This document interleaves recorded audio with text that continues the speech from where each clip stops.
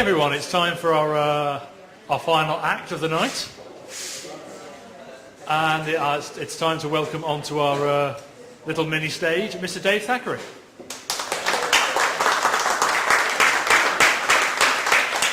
Supposed to be passionate, but it's a bit late. I don't know about you, but I want to go to bed. Not with all of you. That'd be weird. Anyway, aha! Patron saint of podcasting, Mr. Alan Partridge. Thank you very much. Brilliant stuff. 3 interesting things about this place. Sea Odyssey, apparently one of the organisers works up there. That is corrugated porn.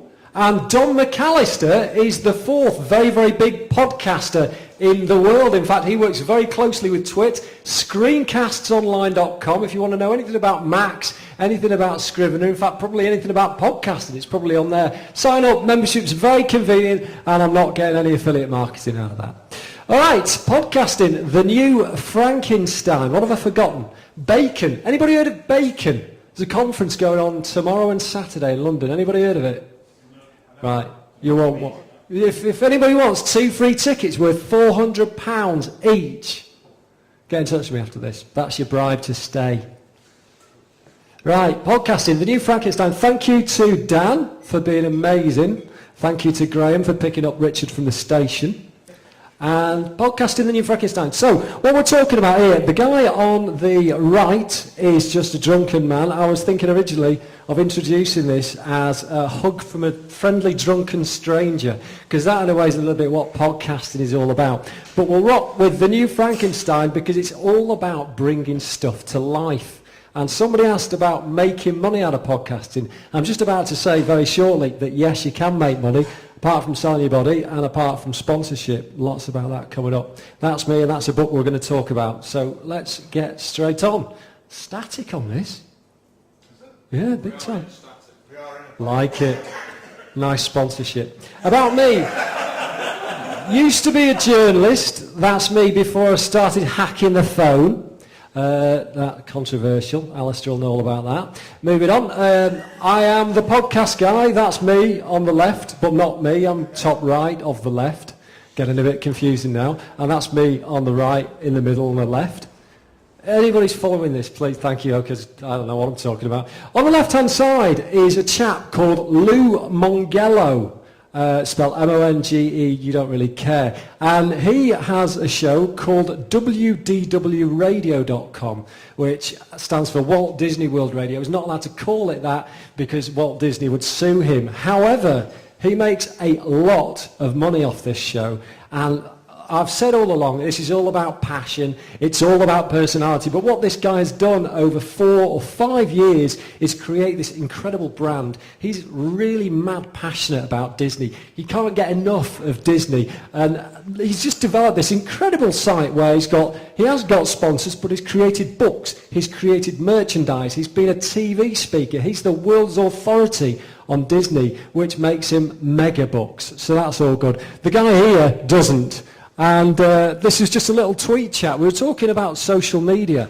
A great way of basically getting some great traction for your podcast is having a tweet chat. So what happened here was some chap called Mike. It's very lazy journalism. Again, Alistair, you'll know. And but he was asking me all these questions on Twitter, and I was responding to them, and then he made this article about it. It's fantastic. Genius. But you can do all sorts of stuff with social media. You can do Twitter, you can use SoundCloud, you can use Facebook, you can use Google+, and you can probably use Linux. So that's me. Just 3 shows I've been involved with. That's Dan Lyons on the left, who is the tech editor of Newsweek in the US. He's also the fake Steve Jobs. So he doesn't get a lot of work for that these days. In the middle, today's timeshare, obviously, because I'm involved in podcasting, I have to do things that are a little bit right side of the track. And the Podcast Guy Show, podcasting for business. Me out of focus because obviously I've got a face for radio and it works better that way. I'm an ambassador for the European Podcast Award, and very, very recently we put out a video announcing the winners, Dan, next year. Yeah? Unless Graham pips you to the post. So this is an award where we cover 10 countries, and there were over 1 million votes, about 2,500 podcasts, which doesn't actually make that many votes all told, but it's great cachet, great kudos to be part of this, and anybody can enter. So once you've all done all your podcasts by the end of today, start submitting, because I think we start rocking with 2012 in June, and that is that. So, podcasting, who are they? Left-hand side, you've got the egotist. On the right-hand side, well, altruist, I guess. That's somebody who's very kind and giving, if you haven't swallowed a dictionary like me.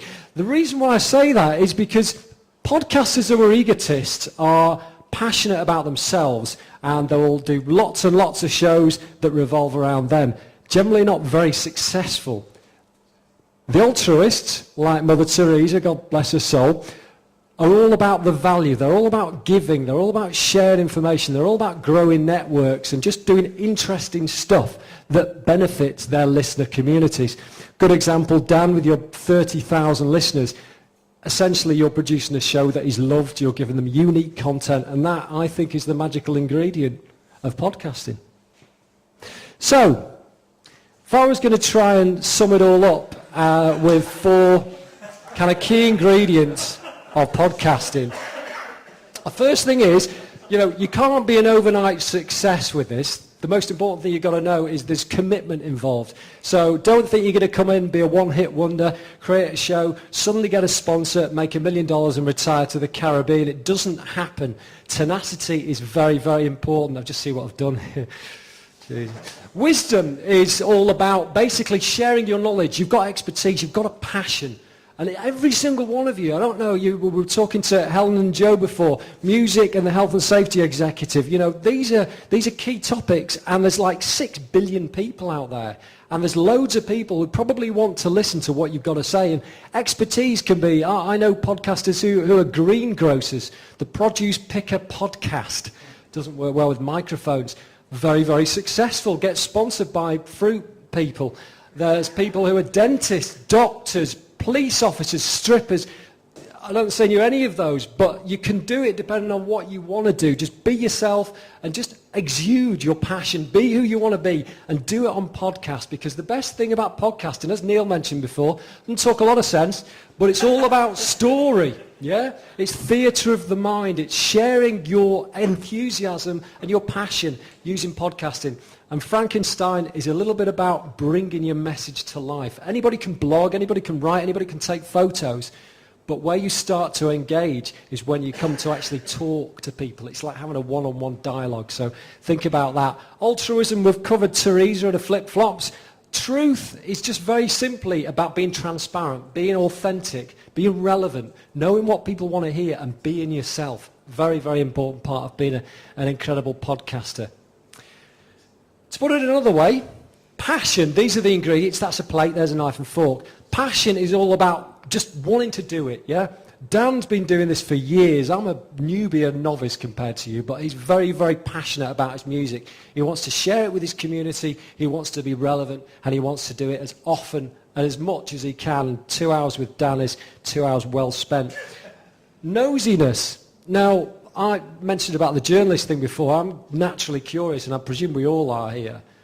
It's all about wanting to know that extra thing, and it's wanting to share it with people. And podcasting is just a piece of content marketing. It's a gateway drug to content marketing. I always say there's a book at the first slide, and we'll talk about that. But in that book, we talk about how it's a gateway drug, how when you start podcasting, all of a sudden, if you've got a co-host like Dan has with Linux Outlaws, you start talking about stuff and you start thinking, actually, we should probably explore that a bit more. Maybe that'd make a great blog post. Maybe we can get a press release out of it. If you're in business, podcasting can be such a really relevant and important part of your job.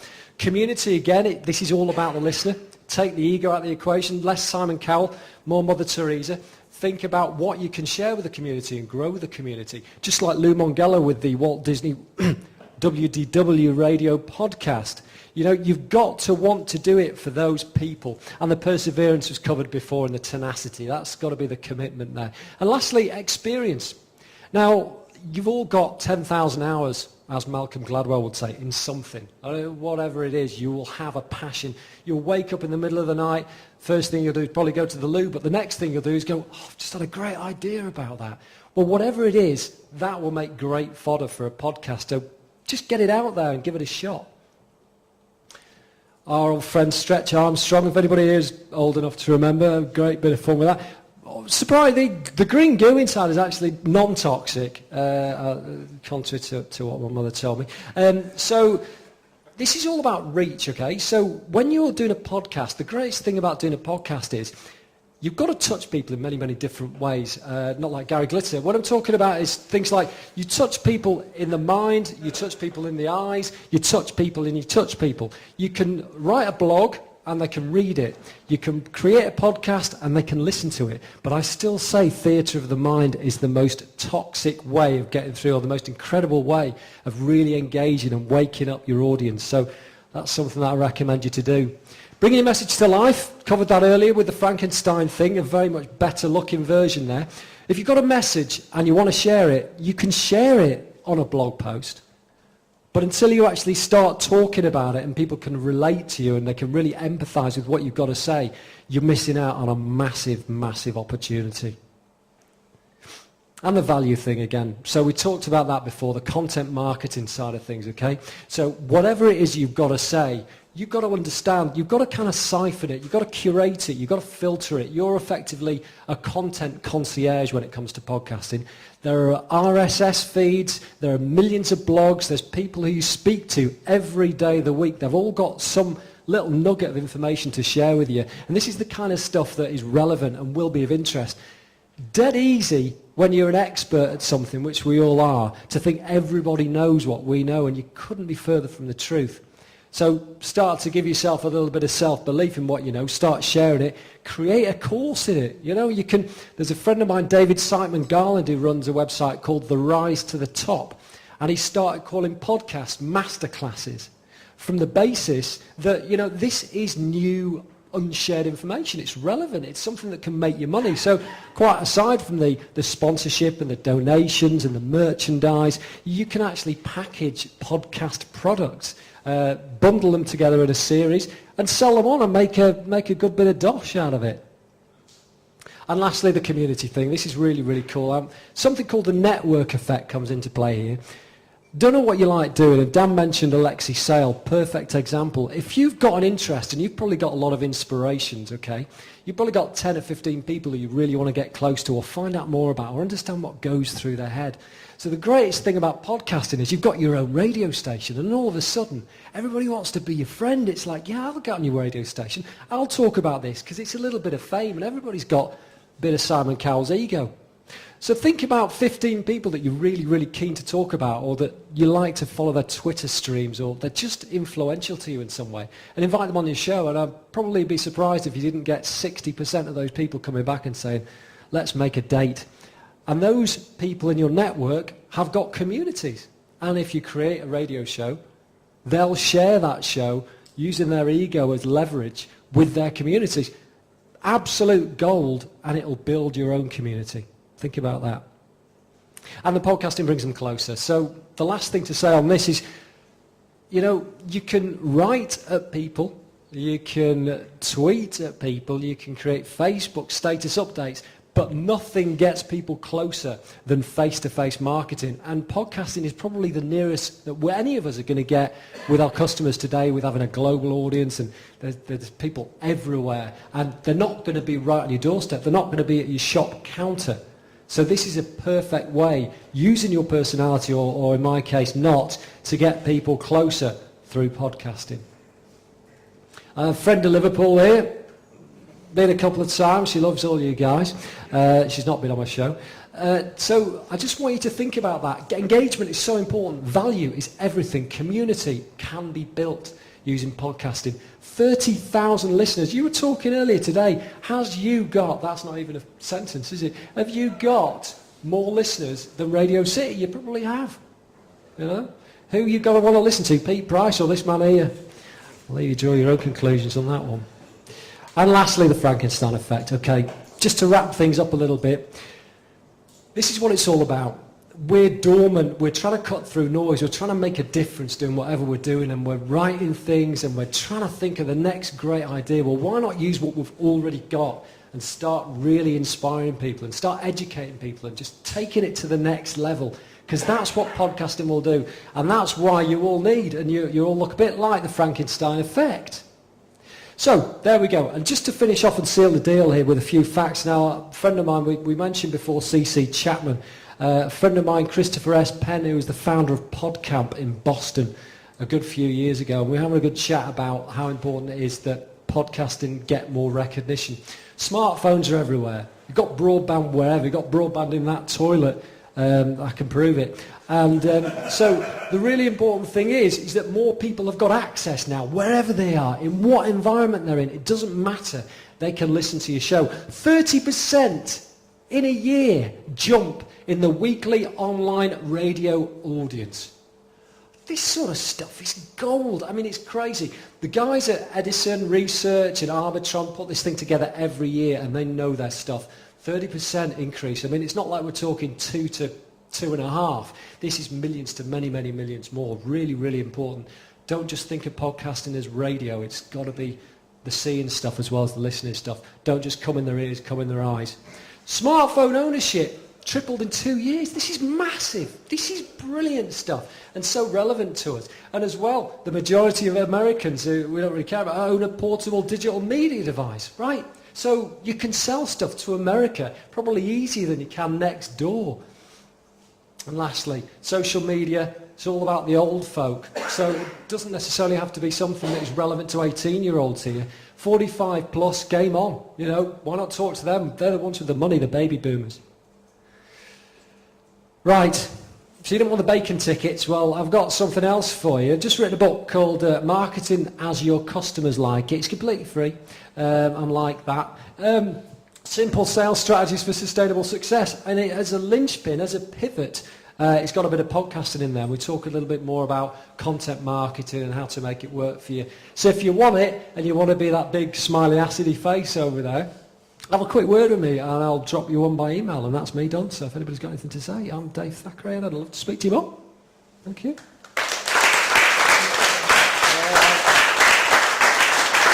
Aha! Any questions? Have you got a tie and blazer badge set? Can be arranged. Christmas, as usual. Sorry, serious question. Great. Gotta go. Wow. Shall I ask me a question? I'll jump in.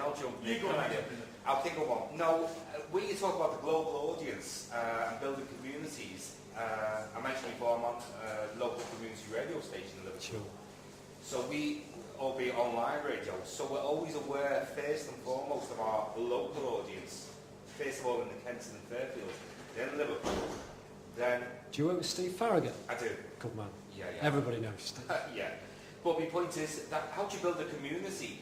What sorts of subjects could you engage people with if you talk to people in Mozambique or Boston or Kensington or Bootle? Do you know what I mean? Let me turn it around. What do you want to talk about? Sex. Well, there's plenty of opportunity for that. Mozambique, they love it over there. I guess the important thing is you've got to know who your target audience is. You can't just say global, right? That's a nice side effect.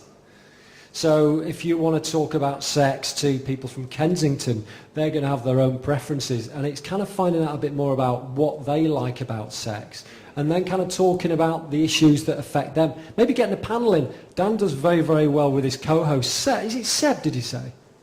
Fab, yes, Fab. So, you know, having somebody in there to kind of have a different perspective, who knows and understands the different ways that people like to hear stuff. So, you know, you've got if you're talking contentious issues, it's great to have a co-host, because all of a sudden, if they don't like what you've got to say, chances are they'll be able to empathise with, you know, host number two. So it's purely and simply all about understanding what that audience wants, and then building on that and getting them to spread the word. And, you know, word of mouth is an incredible, powerful thing. And then once you've actually built something with that community, you've got a product that technically you could package. You could get 5 or 6 of the episodes all together and send them out as a big bundle that you can sell on iTunes. You know, there's an infinite opportunity there. It's just having the passion for it is so important. Good man. Thank you. Don't go yet. To Dave, stay here, Dave. We're going to get Dan back up, and we're going to get Don McAllister up as well from the audience. And we are, in the words of Neil just now, going to have a three-way. And any questions from the audience for this wonderful trio of people? Fire away. Yeah. I'm going to step out of the light. Has anybody got any questions left? We've had quite a big kind of discussion. It doesn't look like it. Does anybody want to ask anything about podcasting? All right, well, very quickly, we've kind of talked about already tonight about why we think you should have a podcast. But a few years ago, I was asked to talk at a marketing event, of all things. Why I didn't ask Dave, I don't know, because he's far better at that kind of thing. But at a marketing event about using podcasting for marketing products and so on. And I gave a big talk about podcasting, why it was great. And at the end, this lady in the front row said to me, "Why should I have a podcast, though? It doesn't make any sense." And at the time, I didn't know what to say, which wasn't very good. So I just kind of went, but I realised at the end that how many of you here have blogs? You know, how many people write blogs? Okay, I know Stuart does. Okay, so Eddie's got one. So the same reasons that you have a blog are the reasons that you should have a podcast. If, you know, it's exactly the same. It's about spreading your ideas and getting to know people and all that kind of stuff. So that was just something I was going to say, because I didn't get the chance to give her that answer all those years ago, and it looks really bad now because I'm getting really angry. I've got a red stripe in my hand. I'm going, I'm angry, ranting. Yeah, but I just thought I'd share that with you as a thought. So nobody's got any questions about? Oh, Francis. I think the problem with marketing, the thing that gets on everyone's tits is the insincere marketing. Mm-hmm. People just pushing crap at you.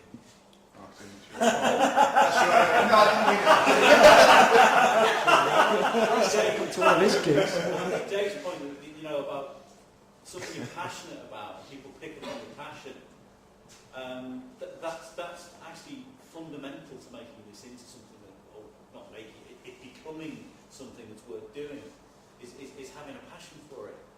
And you see this a lot on Twitter, you know, you get some agency gets paid several tens of thousands to try and big up a company, and they just haven't got a clue, and all they do is piss everybody off.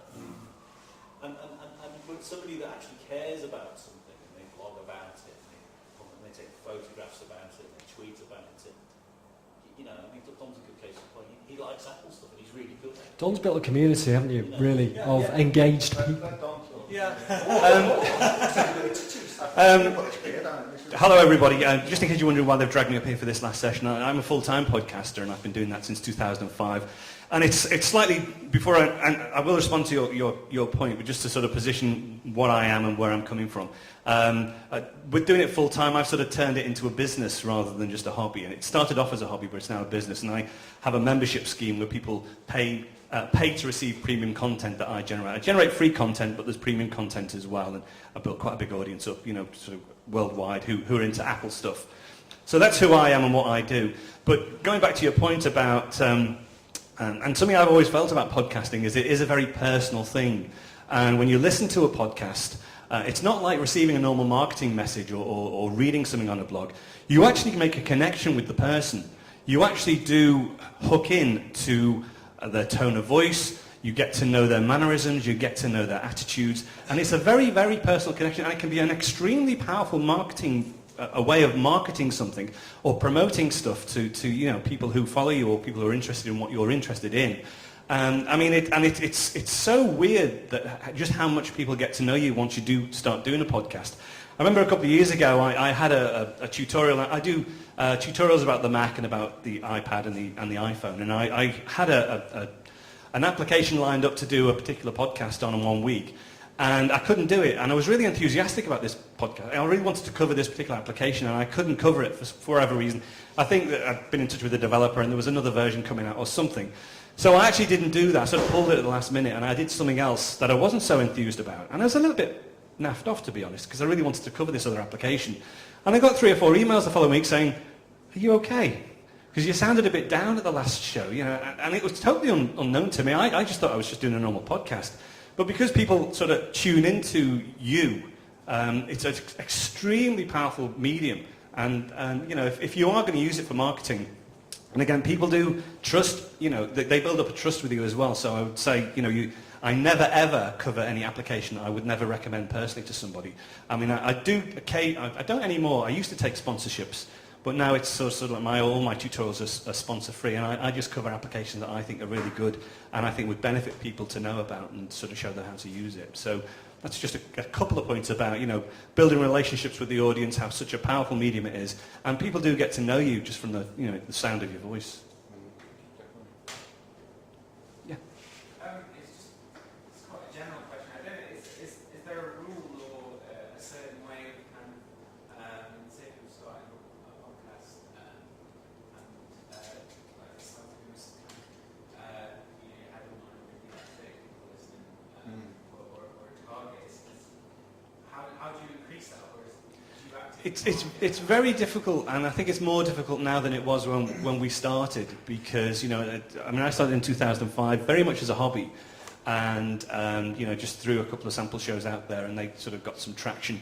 And the only reason I sort of went into full-time podcasting was that, you know, people were I wasn't asking for money, but people wanted to donate to cover my bandwidth costs, you know, and I just sort of thought, it sort of grew and grew, and then it got to the point where I thought, well, actually, if I just add a little bit more extra value, perhaps I could start charging for this. And it just sort of grew sort of pretty much organically, very much by word of mouth, very much by cross-promotion on other podcasts. So although I do my own podcast, I'm a regular participant in probably 3 or 4 podcasts that, you know, are free podcasts and are just, you know, sort of Mac punditry and panel shows and stuff like that.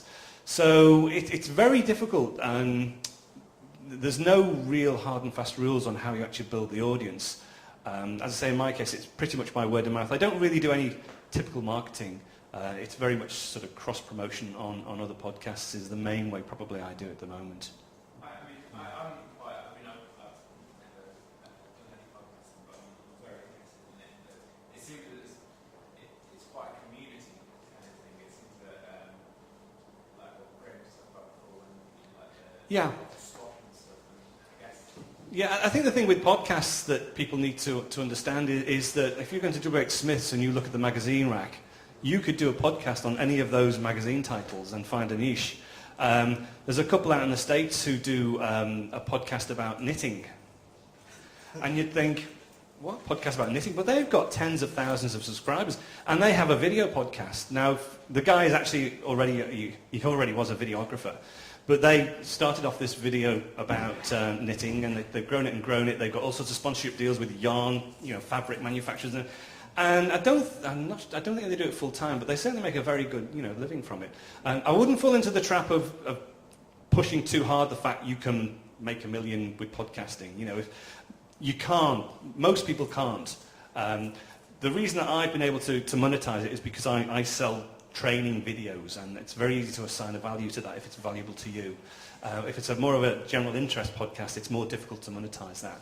But, you know, there are niches where, you know, if you do like a knitting podcast, contact the knitting manufacturers, build the audience, you know, they have a global coverage really, because knitting's the same in any country. And they make a nice profit from it, you know. So it's really finding the niche that you're passionate about and finding a way to get that out to your audience. And then, you know, if there are other knitting podcasts that they can go on, they probably do, and that's the way you actually just sort of spread the word. But it's probably a lot easier now with all the social media stuff that you have available to you to try and reach that target audience. Sorry, again, another probably stupid question. How do you take donations? Do you just take a PayPal, do that on your Yeah, initially just use a PayPal address and say send donations to this address. And, yeah. And you're not about Facetoface, you just say give me money. Well, you just some people do. Some people just have a link on the website. If you want to donate, you know, click this button and it opens PayPal and. Sorry. To be honest, I don't ever really push on people. You know, give me money, give me money, give me money. I guess I'm just fortunate that some people do want to give you money for what you do. And strangely, just as I was sat over there, my phone beeped and I had an email from someone in Australia who's just given me 20 quid. For doing the podcast. I don't know why I shared that with you, but it seems slightly relevant. And and Dave's now wants free drinks. But I didn't specifically ask that. I don't know the guy. I didn't specifically ask him. But for some reason, he finds value in the show, and he's just decided to send me 20 quid, which is great. It's strange. I'm sure if you went in a bank and told the bank manager that was your business model, that people will give you money because they feel like it, he'd probably kick you out the door. But it happens, and it just seems to, for some reason it works. What I do is I always just say at the end of the show, if you want to help us to pay for the costs and so on, then you can send money here, and that's all I do, and then I move on. I don't give it a big, I think a lot of it's to do with, for me, I think a lot of it's to do with being, genuine, I suppose. If we talk about marketing campaigns, it's one of the big things that really pisses people off about marketing campaigns is they're so false, a lot of them. And, I haven't got a big agenda or anything, and I'm just trying to be myself, and that seems to come across in some way, like Don said, about people get to know you, and they like you for some reason. There's something about radio, I think, or audio kind of medium that does that. I don't know what it is, but people kind of identify with it. Just quickly on the promotion thing you were asking before, I think Don mentioned the fact that you can look for a niche or something. I didn't specifically do that, but we were very fortunate that there's a magazine called Linux Format, which is, there's not a lot of Linux magazines, to be honest with you, which is probably the best known. It's not free, no. It's not free as in beer, anyway. But that's, take it up with them. They did a review of podcasts back in 2008. So we'd been going a little while by then, about 12 months maybe, or a little bit less.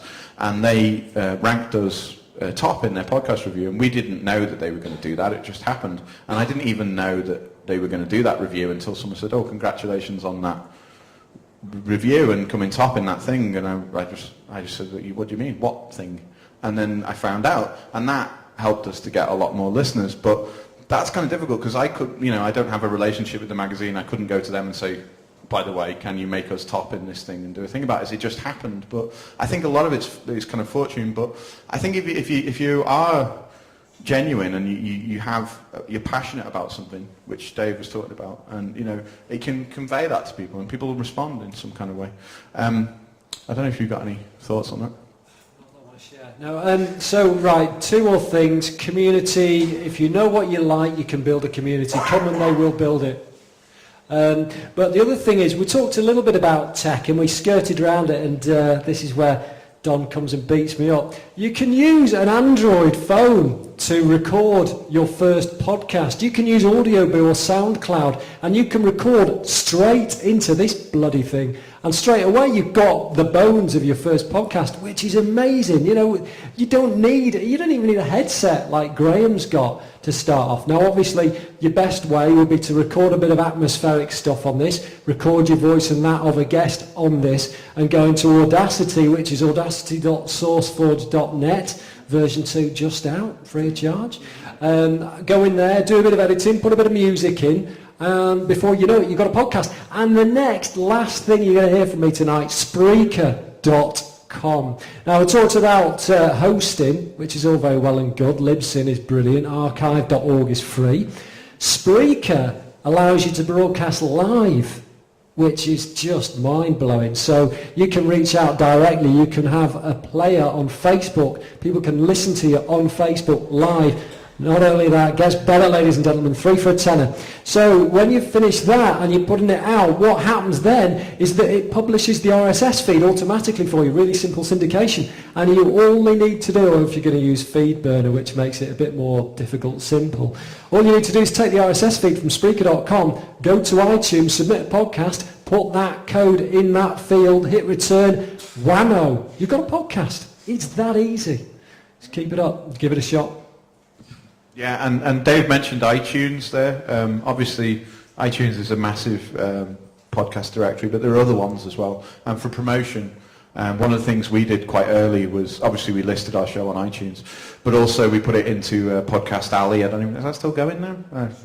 Yeah, it was going. There was a thing called Podcast Alley that's been that long, I haven't looked.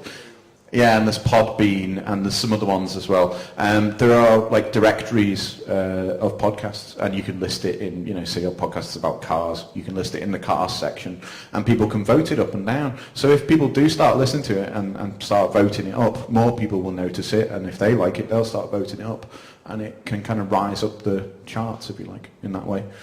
Does any... Sorry. Yeah, just one other thing about iTunes as well. It is like the premier or the main area where people will pick up podcasts. And when you're new, when you're just starting, rather than asking for donations, which you probably won't want to do straight off the bat, ask for reviews and ratings on iTunes, because that pushes you up the charts in iTunes. And because that's where most people actually go to look, that's if you can get into the top charts, it's like just propels you along a bit better. And it's quite easy to do. It's quite easy to get into the charts on iTunes because they use some really weird algorithms. And if you're a new podcast and you get some ratings and some reviews, you will actually get up the charts in iTunes very, very quickly. Yeah. Does anybody have any points or anything they want to say, or are you all ready to go home? Go for it. I'm just interested in what you guys think about the way, when podcasting originally came about, the internet was a lot slower, there was no such thing as YouTube. Is that kind of, impinged on podcasts, etc.? YouTube. The fact that people can, just upload something very quickly, it doesn't cost anything. Now I would say it hasn't impinged on podcasting. In many ways, it's actually made things easier as a podcaster because we can use those tools as well. I think, it's become the great thing for me about podcasting and lots of things, YouTube, all these kind of things, is the kind of democratization of it, that anyone can throw something up there. Doesn't mean it's going to be good, doesn't mean it's going to be popular, but you've got a chance. Everybody's got a chance. And it might get 1 million views or something crazy, you don't know. It could be something stupid like, what was that, Charlie bit my finger or whatever it is, that really massive, most watched up video ever on YouTube or something. It could be stupid, but it could work. But I don't think it's caused a deterioration in podcasting. More people are doing it now, which probably means that the quality is not always as high as it was. But I think it's good that people get a chance to do it. Do you guys want to come in on that? Yeah. And YouTube is great because it gives you another bite of the apple. I use something called the podcasting pyramid. You start off with a video, face-to-face. You can use Wirecast, which is a way of creating your own TV channel. You take that using snipmp3.com, take the audio out, you've got a podcast. Transcribe that, you've got a blog post. So straight away from one piece of content, you've got three different ways of reaching that one person. The auditory, or the videotory, or the itory. Whatever, you can do it that way. Just figure it out and just use these tools. Don't fear them. And the only thing I would put, as far as the technology is great. We've got faster upload speeds, we've got higher capacity, faster devices that will use HD video, etc. So that's great from our point of view. But the thing with a podcast as well, if you look back to the definition of what a podcast is, it's this RSS feed. It's syndication of episodic material that gets pushed out automatically from people. And people still like that. One, they sort of glom onto a person's personality. They like their style of presenting. They like what they're saying, so they subscribe. And then, the new content is pushed out to them to their, mobile devices or to their Mac or whatever, or PC. So YouTube, I think still people sort of cherry pick and go in and pick up a video and pick up a video here and do that sort of thing. But with a podcast, you're sort of expecting episodic, regular content to be pushed out to you, and I think that's quite a significant difference to lots of the other services that are out there at the minute. And would you suggest a weekly, a daily, a fortnightly show, that sort of thing? Well, personally, it's what you can do. Don't be too ambitious. Graham before talked about pod fade. It's so easy to pod fade, especially if you're really super hyped up at the beginning and you're really going for it and you're doing too many episodes. You can easily burn yourself out very, very quickly. And also you'll know that if the response if you're not getting the response back that you anticipate, that can sort of bring you down really. So it's what you're comfortable with, what you can manage.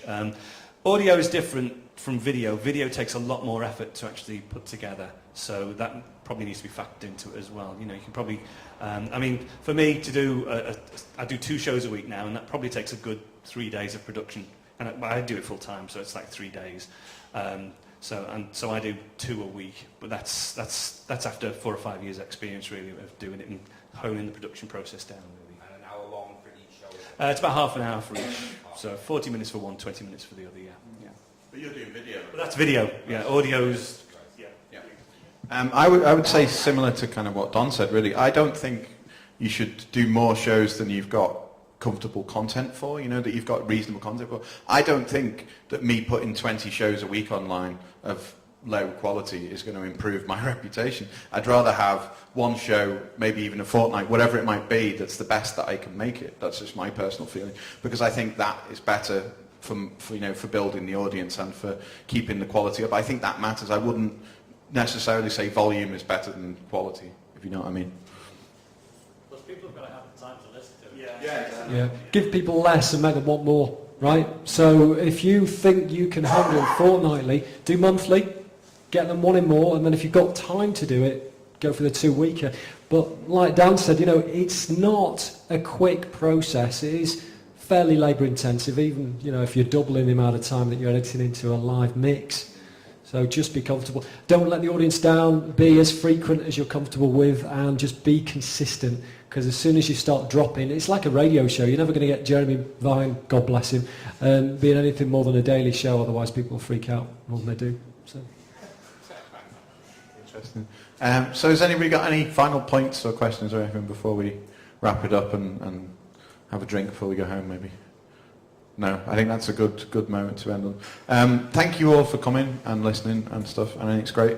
I don't know why I'm doing the thank yous, Neil should be doing this, but thanks to Don for jumping up at the last minute. We had some questions earlier about making podcasting into a business. If you want to know about that, Don's the man to ask. If you want to know about marketing and podcasting, Dave's the man to ask. If you want to know about, I don't know, obscure music, ask me. Or obscure software, you can ask me. I'm not thanking SoundCloud, they can get lost, they didn't give me a t-shirt. The problem with SoundCloud is, right, they don't make t-shirts big enough to fit me, so...